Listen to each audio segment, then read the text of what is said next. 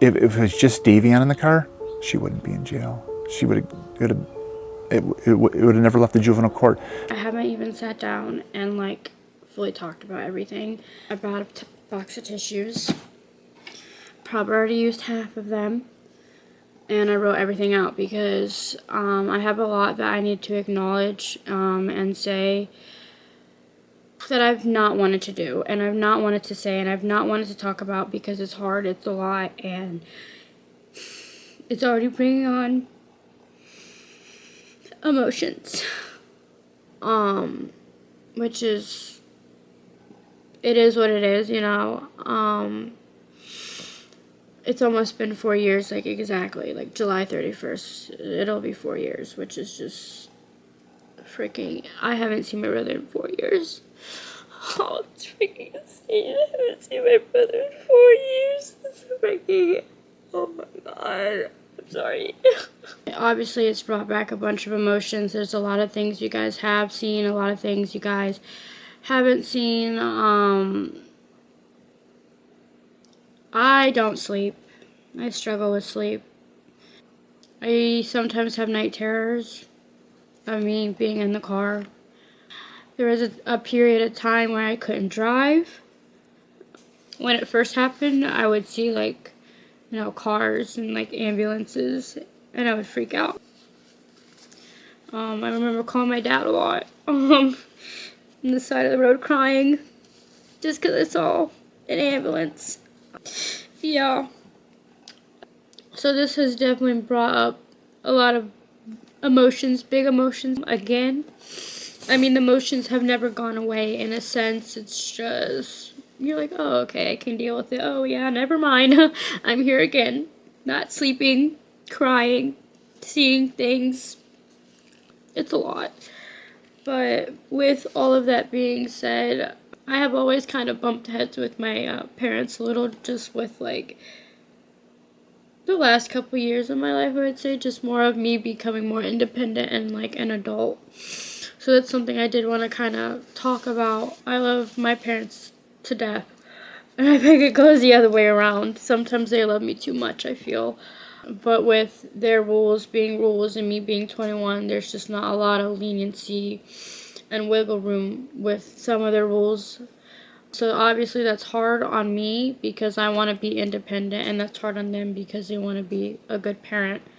My parents have done phenomenal with trying to balance that and like help me with my emotions and becoming the adult I want to be. So that's kind of why I'm moving out.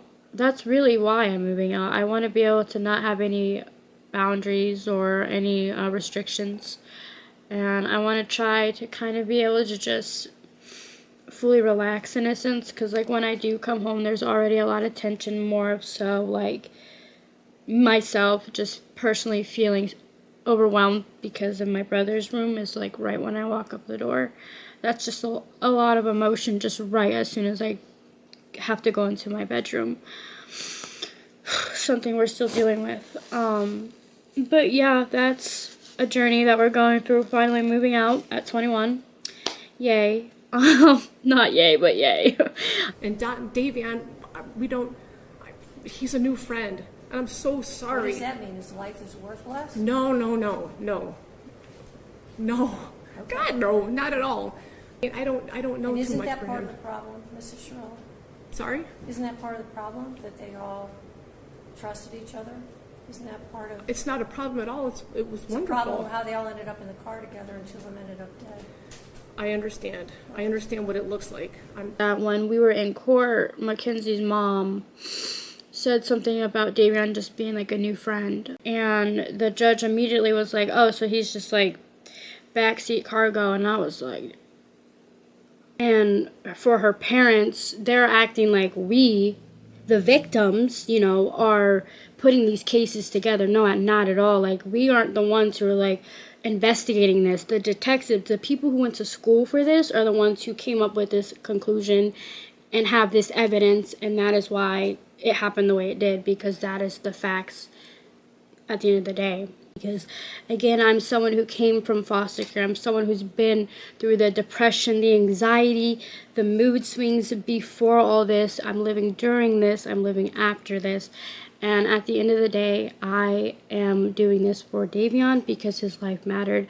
I'm doing this for all the people who don't feel heard, because you deserve to be listened to. You deserve to be listened to.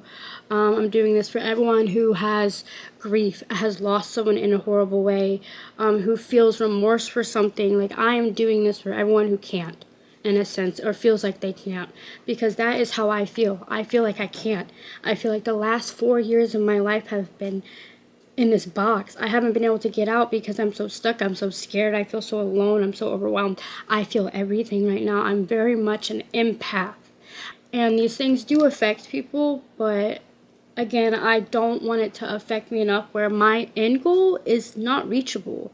So this has definitely been one of the hardest videos I've had to make. So I probably stopped and start about it. I can't even talk anymore. Like, I'm just so overwhelmed and like feeling a lot still. But I've stopped and started about 30 times, wiped the tears a couple 100 times.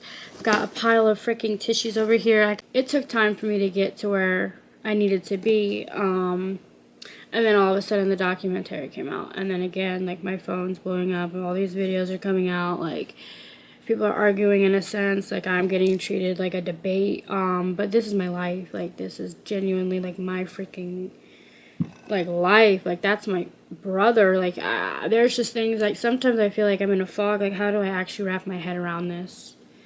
Like, how do I actually wrap my head around this? Like, that's my brother on the news. Like, my family's reading that, my little sister's reading that, my mom and dad's reading that, I'm reading that, but my brother is on the news, but my brother's not here.